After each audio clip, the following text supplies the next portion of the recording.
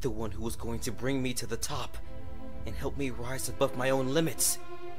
Then you fall to the claws of a rogue? I don't know what's more absurd, you or the clans. Are you ready? Years ago, I believed that being a fighter would invite nothing but freedom. Nothing would be out there to shatter another's dreams. Us rabbits are such hopeless, predictable things. Why didn't she tell me, Wavedash? Our children in danger. Nightstar and Lynx Claw's clan. Maybe I could have done something to help. Maybe it's because she knew you tried to, Icestar. What's that supposed to mean? When those kids are in harm's way, sometimes your decisions aren't exactly rational.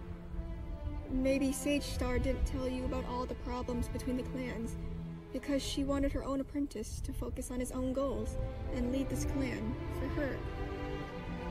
We believe in you, and I'm proud of you, Icestar.